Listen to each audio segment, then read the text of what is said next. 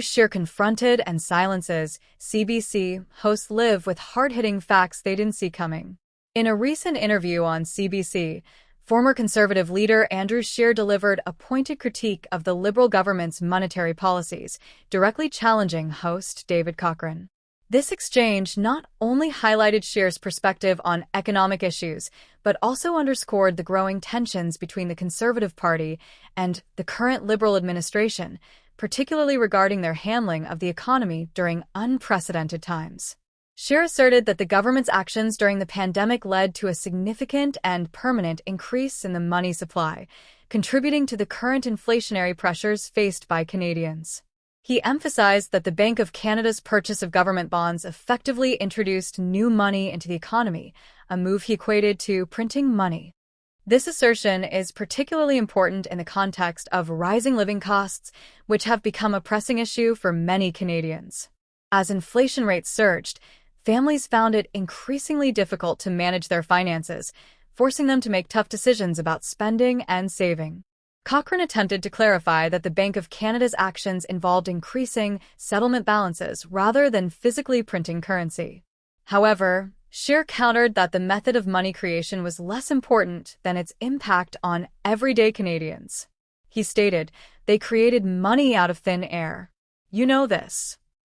This statement resonated with viewers who have been grappling with the tangible effects of inflation on their grocery bills, housing costs, and overall quality of life. Scheer further highlighted that the M2 money supply had increased by over $700 billion since the onset of the pandemic, underscoring the scale of monetary expansion and its implications for the economy's long-term health. This exchange comes amid broader discussions about Canada's economic direction under Prime Minister Mark Carney, who took office in March 2025. Carney's extensive experience as the governor of both the Bank of Canada and the Bank of England gives him a unique perspective on global financial systems and economic policy. His leadership has been characterized by efforts to address climate change and promote economic stability, which he views as interconnected challenges. One of his initial actions as Prime Minister was to eliminate the consumer portion of the carbon tax, aiming to alleviate financial burdens on Canadians while maintaining environmental commitments through industrial levies. This decision has sparked significant debate. Supporters argue it will stimulate economic growth, while critics worry it undermines efforts to combat climate change. Carney's approach to economic policy has not been without criticism. Opposition figures, including Conservative leader Pierre Poilievre, have been vocal in their dissent, arguing that the Liberal government's spending during the pandemic has exacerbated inflation and increased national debt. Poilievre advocates for fiscal restraint, emphasizing the need for a balanced budget and sustainable spending practices. He has pledged to repeal the carbon tax entirely if elected, arguing that it disproportionately affects low- and middle-income Canadians. This position has gained traction among constituents who feel the pinch of rising costs and are looking for solutions that do not involve additional financial burdens. Furthermore, Poilievre supports initiatives like carbon capture and storage to address environmental concerns without imposing additional taxes on consumers. This approach aims to balance economic growth with environmental responsibility, appealing to a broader range of voters who are concerned about climate issues, but also prioritize economic stability. As the political landscape evolves, the Conservative Party is strategically positioning itself as the party of fiscal responsibility, contrasting sharply with the Liberals' spending initiatives. The political landscape in Canada remains dynamic, with the Conservative Party making significant gains in recent elections, increasing their vote share and adding over 20 seats in Parliament. This shift indicates a growing discontent among Canadians regarding the current government's policies and an increasing willingness to explore alternative political options. Scheer expressed optimism about building on this momentum, particularly in light of the New Democratic Party's decline in regions like Saskatchewan. He suggested that even a modest recovery by the NDP could potentially tip the balance in favor of a Conservative majority in future elections. As debates over monetary policy and economic strategy continue, Canadians are closely watching how these discussions will shape the nation's financial future.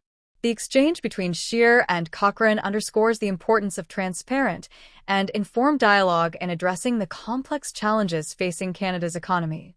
With inflation continuing to be a pressing concern, the need for clear communication and responsible policymaking is more crucial than ever. The ongoing discussions about the economic direction of Canada reflect broader global trends, where nations are grappling with the aftereffects of the pandemic and the resulting economic shifts. As governments around the world implement various strategies to mitigate economic fallout, the Canadian experience serves as a case study in the complexities of navigating fiscal policy amid unprecedented challenges. With the upcoming elections on the horizon, the stakes are high for all parties involved. Canadians are looking for leadership that not only addresses immediate economic concerns, but also lays the groundwork for future prosperity. The dialogue between Scheer and Cochrane is just one example of the larger conversations taking place across the country, as citizens demand accountability and effective solutions from their elected officials. As these discussions continue, it is critical for the political discourse to remain grounded in facts and informed perspectives. The Canadian public deserves to hear a variety of viewpoints on how best to tackle the pressing economic issues of the day, ensuring that all voices are represented in the conversation. The challenge for all political leaders will be to strike a balance between addressing immediate concerns and planning for long-term sustainability, all while maintaining transparency and trust with the electorate. In conclusion, the exchange between Andrew Scheer and David Cochrane highlights the critical importance of informed debate in shaping Canada's economic future. As Canadians navigate the complexities of inflation, government spending, and environmental policies, the need for clear, fact-based discussions has never been more essential. The outcome of these conversations will undoubtedly influence the direction of the nation for years to come, making it imperative for all stakeholders to engage thoughtfully and responsibly.